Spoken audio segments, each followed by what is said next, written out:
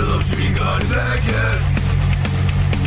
Lobster's a 10 I told you grab it. Hey, welcome to Lobster Magnets Review, the channel, the review. I'm here with my buddy Gorogregoro. That's me. And we are here for yet another exciting chapter of Dr. Stone, Chapter 27, our reviews, impressions, all that fun, good jazz. On the only authoritative site of Dr. Stone, screw all you posers, we were here first. That's right. So, I was right! What were you... Oh, yeah. Yeah. Of course it was Magma. Of course it was Magma. It was not very subtle. The little silhouette gave it away, and it was pretty clear. And it was kind of interesting. We got like a little Guston LeFleur dynamic with him and that little toady guy of his. Oh, yeah, Remember, like, the guy who was like kind of like the yes man to like Magma. Yeah. If I was better... Exactly. If I was better with like Adobe Motion graphics, I'd have like that little, no one can drink like Guston, no one can think like Guston. Da, da, da. I'd have like a face tracked with like their two heads of like the Magma guy's head on Guston, and then the little toady man he has who's just like, yeah, you're the best, Magma. I'm gonna suck up to you because that's all I can do. I'm a little toad guy. Yeah. Oh man, they're really building up to be like quite the asshole, like quite the side villain, I guess. He's not the main villain, but he's like a little sub boss, and I kind of appreciate that. I like the fact that like there are good stakes here. The idea that like if he takes control over the village, then obviously Seku's never going to get his like kingdom of science. Yeah, and on top of that, he's gonna let Ruri die probably. That was really interesting. Like I always feel this push and pull of Dr. Stone, where like mostly tries to be tasteful, and like you think it would be like, yeah, then I'm gonna have this busty woman all my own, but oh no, Magma's like doesn't give a shit about sex. He's just like he does in some level. Like it's weird. He doesn't want long lasting relationship, but I think he's interested in like flings. He's talking about having his way with Kohaku. Yeah, that was interesting. He's like, oh, she can come into me too, but he like was so disinterested. He's like, I couldn't even care less. It's like, if she doesn't die soon, I'm gonna push her off a cliff. I just want to be the village chief. Fuck sex. Well, I don't know. He doesn't want the long lasting relationship. He just wants the thing, I guess. I don't know. Well, he just wants the title. He wants the thing that comes with her. But that was a nice little. I like that little flashback with Kohaku like beating him up, and then the mother's like look of like revulsion at Kohaku, kind of like ruining the ceremony. That's the father, I think. The father. No, it was like the father and then the mom, and they were both like looking kind of like disappointed. Oh, and they're like. What are you going to do now that Kohaku won the tournament? Exactly, because, you could say that, oh, that's not progressive to have, lesbian rulers, but then again, they're also sisters. Especially them being sisters. Yeah, that kind of, makes it so, hey, it's A-okay for it to, be a complete, fuckery, and, not be, transgressive or non-progressive. I mean, the whole point of the society, I think... I mean, this primitive society is basically, to create an heir to the throne, right? Or, to create offspring for future generations and stuff. Yeah, well, it's like a little primitive tribal ritual, the strongest person should marry the chief's daughter, and that's how it happens, and that's how... Kohaku's father, assumingly won the right to become the chief himself. Is that he won? I think they explicitly say that, he won the competition, several generations before. But too bad. His progeny's just too strong. But I do love that we've got two quests now. We've got another great science adventure. Ooh, how's Seku gonna make glass? That's pretty fucking cool. It's is he gonna get sand and heat it to hyper degrees? I don't know. I went to the Renaissance Fair and I was looking at his glass blower and it was looking at him and it was man, that does not look easy at all. No, it doesn't. They were doing that in the fucking BC shit. He has this kiln that's can't be turned off. It's on 24 hours for all of the fucking time. And that's how he melts the glass and then he blows it up and so I'm very curious to this is another fun science expedition. Although, and of course, then there's the subplot of Kohaku trying to train the two kids, the golden wolf guy and the smarmy brother. That was a cute scene where he's like, well, she has nice cuteness, and I hope her cuteness will flow over me. Tides of cuteness. Her big old tides of cuteness. Oh God, there's a few things I wanted to say about your points. One, the sand thing. I like how they're building up the science adventure as opposed to getting right into it right away right now, because I feel like there's a little bit more going on with the story, with this whole tournament thing, Chrome's relationship with Ruri, and how he's affected by not being able to compete at all in this tournament. I feel like he should try and enter the tournament with some kind of weird sorcery thing. Well, that's what I'm kind of curious of, and that's what I'm a little afraid of. The easy way with Seku finishes his glass and he makes some sort of super steroid or some bullshit. And I feel like that would be break the rules that we've had established of being believable, that he'd just be able to make a super steroid. But I do like the idea that somehow Chrome uses some sort of science power up to defeat Magma. That would be cool. I just have no idea how you go about it. Yeah, some kind of electrical shock gauntlets with the power of the new electricity, but even that just seems really far-fetched. Yeah, that's the difficult thing. It's a good solution. It's just sort of and sometimes in storytelling, even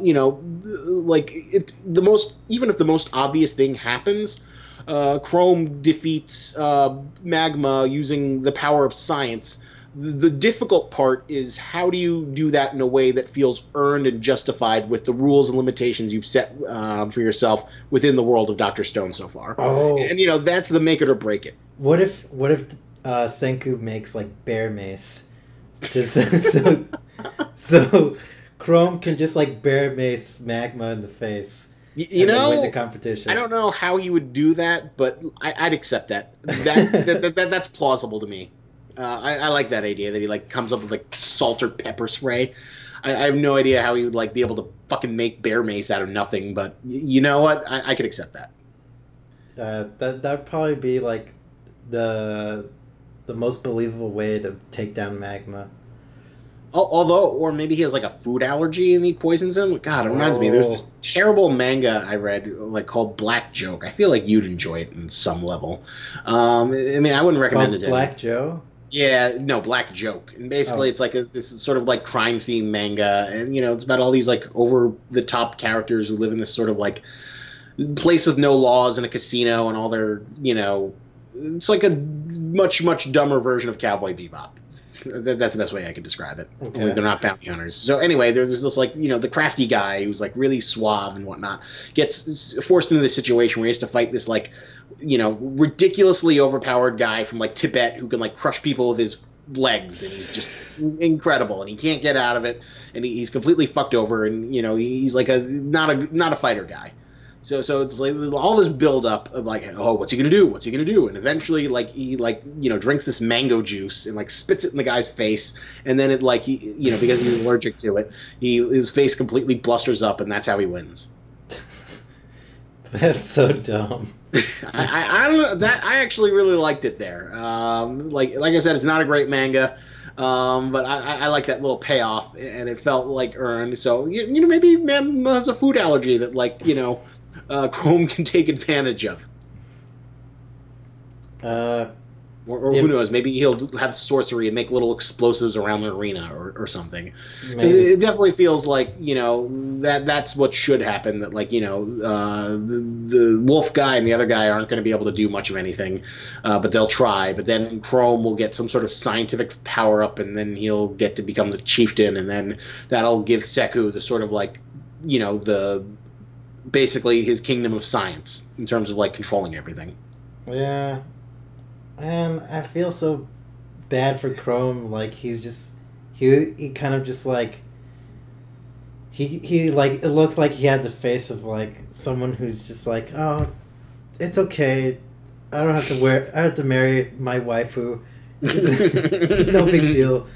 Just as long as she's happy and healthy, and I'm the ultimate defeated beta male. Exactly. You know, it's okay as long as she's happy. I'm gonna do the emotionally mature thing and walk over here and just well in a pillow of sadness as I feel miserable about myself.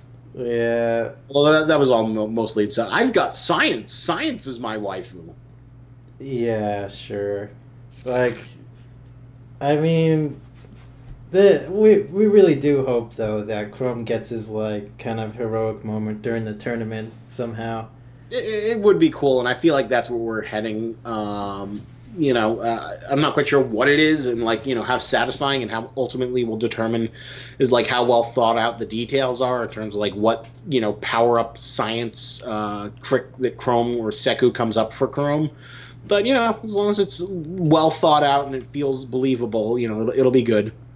Just as long as they don't like take this pill, it'll give you cheat level strength for 3 minutes. It's like some kind of oh god, you remember like in the Fishman arc in One Piece, like they take the fish steroids. Energy steroids. Fuck energy steroids. That was the stupidest waste of time bullshit to like try and like, oh yeah, it doubles their strength, even though like fucking Arabasta level Luffy could probably crush the fucking new Fishman pirates. Everything about that was stupid. Well, so, I don't know about Arabasta Luffy being able to beat the Fishman pirates like that, but I think he could. I honestly think he could. Like that was what pissed me off. I just wish Luffy like blinked at all of them, and then that would have been the end of it. Blinked at all of them, like a Haku. I mean, not a Haku, like Haki. Yeah, wink. That would be cool. But yeah, so you were surprised about Magma's evildom, or exactly like I called it last week? When you explained it to me more thoroughly, I was just like, okay, yeah, you're right. And the silhouette did actually really convince me. So, when I took a more direct look at it, and then like thinking like the pacing of the story, I was thinking, also, yeah, that also makes sense. Yeah, it's the appropriate thing, but generally I'm happy with this. I think this is like this is a great example of Dr. Stone having its cake and eat it too. That like, we're getting like a little, rough and tough caveman fight scene, which is obviously Boichi's bread and butter for drawing. He's very good at it and likes doing that. And we're also getting, more science adventures. So it's like the best of both worlds. Interesting, like how they're able to throw in the fighting tournament in this shonen manga, like when it's all about science, really. Yeah, that is true. Well, it feels like a really low scale fighting tournament because like the village only has like what 30, 40 people. So what are you gonna get? Like you're gonna get like 2 or 3 mooks and then Magma, and then our guys. I wouldn't say it's as elaborate as all others. But it could be. It could be a little bit later on. There could be like more. Like a little bit more elaborate. Not too much more, but just like a little bit more where Chrome decides he wants to enter in the tournament. There's a few more complications, like some people have ambitions also to get to the highest prize. I think it's going to be a little bit more cut and dry. I feel like it's going to be very low stakes. Although, this thing ever wants to do a real tournament arc, there could be something where like, Primate guy comes in with his army of like super buff people, and then he like takes control, and then he's like, you know what, you're gonna have to win your freedom. This is I'm gonna hold, just like the Cell games. He has them all hostage, and just for his own amusement, he has this like, death tournament. Okay, that I do not see happening. I could, like, I don't see it very likely happening, but if you're gonna force a tournament arc into this thing, that's like the best way you can do it. This is like a mini tournament arc. It's not a tournament arc. Like something in the Naruto scale or anything like that. Yeah, it's going to be much smaller. But, I still really enjoyed this chapter. I definitely liked it better than last week's. So what score would you give this? It was a fun chapter. I'm I don't know. I give it like.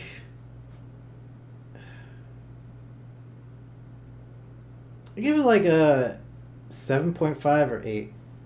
I'm surprised you were so low. I thought it was definitely a solid 8 or 8.5. I thought it was a good chapter in terms of like balancing the series needs. Yeah, it does feel like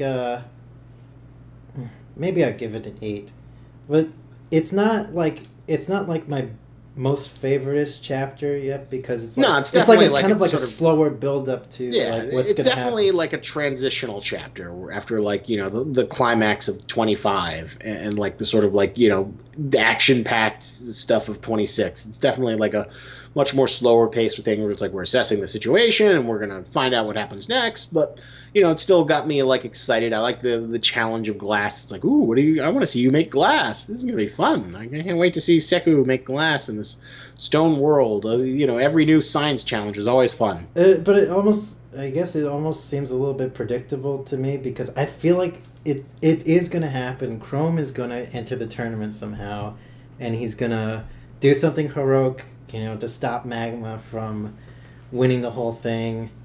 Like, I just feel in my bones that's what's gonna happen. I feel like it's trying to set up for something.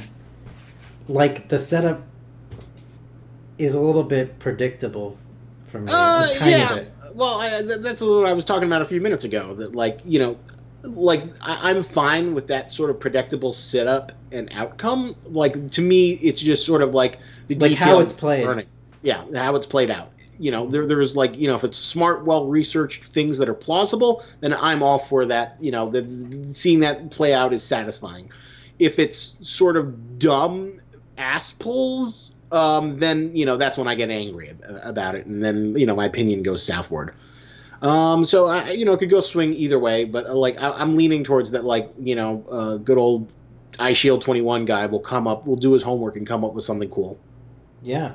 Does it? By the way, has this manga got you at least some bit interested in maybe reading Eye Shield 21?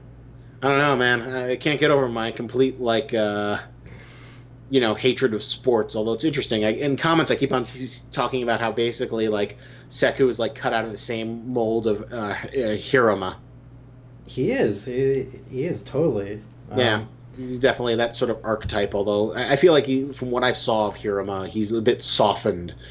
Because he's supposed to be a main protagonist, where Hiruma could push things a little bit further because he's kind of like a goofy gag character, sort of edgy. Wait, who's softer, Seku or Hiruma? Seku, I feel like he's softer than Hiruma. Yeah, a little bit. Yeah, just Haruma gets way more extreme. He actually shoots people with guns. Yeah. I was always wondering if that's really happening or if that's just sort of an artistic interpretation of his tenacity. It's really happening. He actually owns a whole collection of guns. He's and then they just let him in Japanese school, bring him wherever he wants and just start shooting people. In that kind of context, you'd think it would be a little bit weird, but it just actually just really goofy and off the wall, and not threatening whatsoever. Yeah, well that's why, because Seku, Haruma will shoot people menacingly, while Seku will, maybe he'll do his ku, we're gonna use ramen to get the kingdom of science, but there, even when he's trying to be devious, it's always with some sort of heroic or noble or nice aim. Yeah. Oh, so that's why I feel like he's a little bit softened than Haruma. By the way, prediction. I think Suika, when we see her face, it's going to be a really pretty face.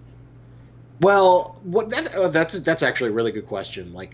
Cause maybe Suika puts on the mask because, or the cherry tomato thing because she can't see, because that would be the most appropriate thing where they make glass and then they give her glasses and she's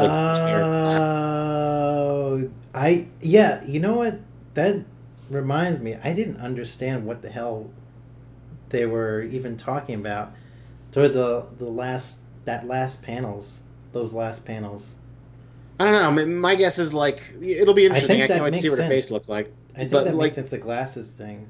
it makes sense. It's the most plausible thing that they wake her up, and then like the reason why she wears that thing is she's embarrassed because she's always knocking in and knocking stuff over, and she's like super nearsighted or whatever, and I've said before that like they've sort of implied that she's like maybe this like handicapped character, and that could be like one of the reasons why, and then that would be like a big moment for Seku where like ties into the fact that he makes glass and then he like makes like primitive glasses for her, and then suddenly it shows like the power of science. No one is a cripple. Any person can live up to their fullest potential as long as we continue the betterment through scientific progress.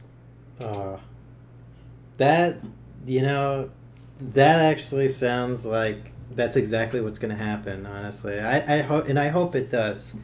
It's too good. It's like too good of an option not to like follow that path. And if it's done well, if it's written well, and it gets good art, it could be like a really emotional, cathartic moment. So I don't see why you wouldn't want to do that. It's like one of the best like options you have. Yeah, absolutely. This this manga is getting really good. I mean, it's gonna be good.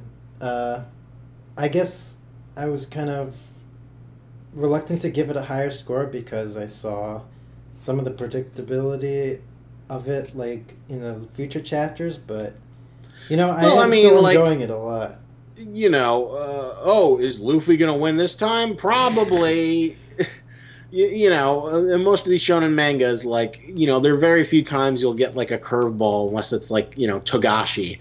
So in many cases, it's like, sure, you know the outcome. Luffy's going to become Pirate King eventually, yada, yada. But it's all the journey and it's all the mechanics of how he earns that, like, ultimately makes it satisfying to read and watch as a piece of media. Yeah. So, as, like, judging something on its own terms, it doesn't necessarily need to surprise you. And, you could argue that, like, one of the reasons why George R.R. Martin is having so much trouble writing Game of Thrones is that he's stuck on the high of surprising people. And, now he's at the point where he needs to, like, pay off on all of his story threads. Mm-hmm. And it's like, put him into a horrible state of writer's block where he still wants to recreate that thrill that everyone is familiar with. And these like versus something more conventional like One Piece where doesn't surprise you as much, but the mechanics are satisfying and it's still good to see it go through its motions even if you know what those motions are. George R. R. Martin needs like some notes from Togashi. Togashi would be able to write himself out of George R. R. Martin's corner in a heartbeat, I feel. And that would be interesting. I'd love to see Togashi's version of Game of Thrones, his like fan fiction, but I'm sure he's like too busy like, fucking playing Dragon Quest or something. You think that's like what he's obsessed with? Oh yeah, he loves his Dragon Quest and fucking video games. Like there's like this image of his like workspace and it's like completely terrible, but it's just him like playing Dragon Quest. I'll see if I can find it for you and send it to you. All right, so 8 for me, 7.5 to 8 from you. It was definitely a good chapter. So here's the question: what do you think the most appropriate thing to shill is? I wonder if there's a glass blowing kit. Actually, that's an interesting one. Something with glass, like stained glass maker kit or something. I think that's a little bit too high end. Guston. Okay, you know what I'm doing? I'm gonna do the new Beauty and the Beast. The live action remake with like the gay LeFleur and Guston because we got our own little manga version of Guston and LeFleur and this little toady man. So go watch that if you haven't already. It's I heard mixed things, but I'm sure it's very expensive and very lavish and very pretty to watch. For sure. And if you don't like that, then that's okay. You could buy something else. Yeah, go buy something else that you want. Go down, click that link, buy something you do want, and it helps me out. Or watch the Beauty and the Beast. Yeah. Yeah. So thank you for spending the time to listen to us talk about Dr. Stone. And remember, lobsters and tennis, but don't you grab it. Lobsters made of iron, lobsters made of eggs.